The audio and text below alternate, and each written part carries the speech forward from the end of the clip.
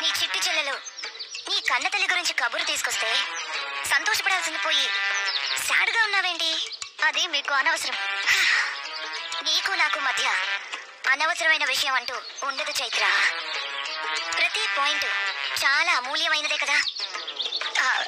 అది సరే గాని ఏంటి, నేను ఈ ఇంటి కోడల్ని, మీరంతా ఒప్పుకోవాలి అని తెగ మాట్లాడేశావు, తోచినట్టు ఆటలాడేశావు, ఏదేదో చేసేసావు కదా.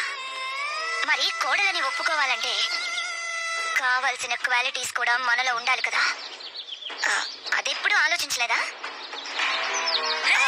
అంటే క్వాలిటీస్ అంటే ప్రేమ, మనసు, తాళి ఇవన్నీ అనుకోవద్దు. మన చరిత్ర ఏంటి,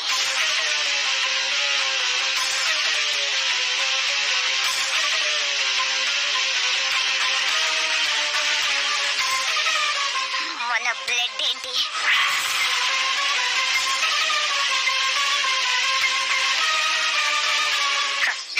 మనల్ని కన్నదాని చరిత్ర ఏంటి?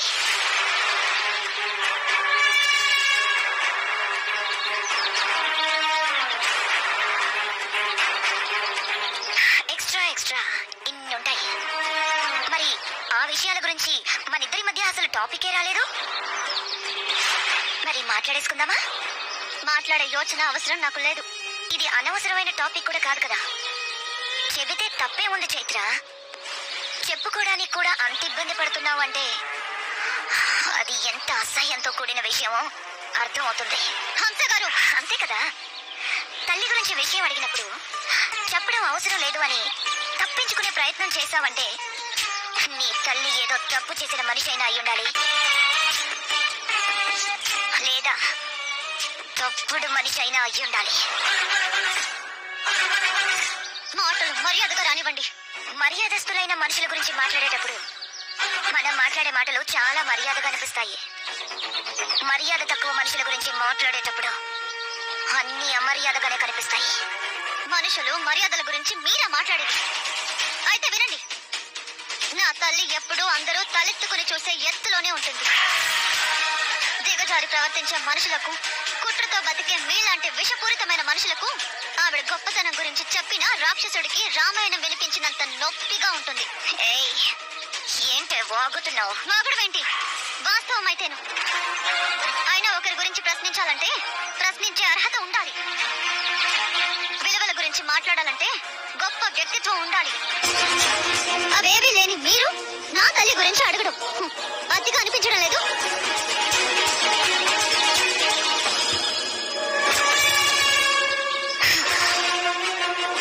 చైత్ర, నువ్వు చెప్పండి. రేపటికల్లా నాకు సీతారత్నానికి సంబంధించిన ప్రతి డీటెయిల్ కావాలి. డీటెయిల్స్ అంటే? ఒకప్పుడు మన కంపెనీలోనే పనిచేసింది కదా. ప్రతి ఒక్కరి డీటెయిల్స్ ఫైల్ చేసి ఉంటాయి. పాత ఫైల్స్ వెతుకు.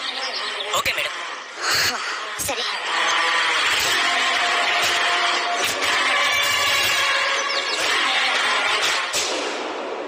లక్ష్మి, అమ్మా, ఈ లిస్ట్ లో ఉన్నవన్నీ తీసుకురావాలి.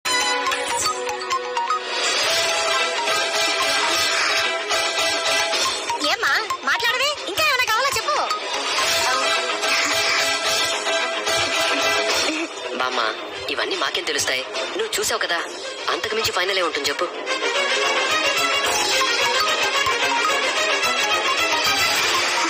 ఏమంటావు స్మైలీ? అవునండి, అంతే.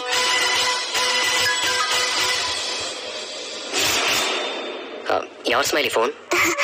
ఏదో స్పామ్ కాల్స్ అండి. ఓహ్, నేను వెళ్ళి వాటర్ తాగిస్తాను.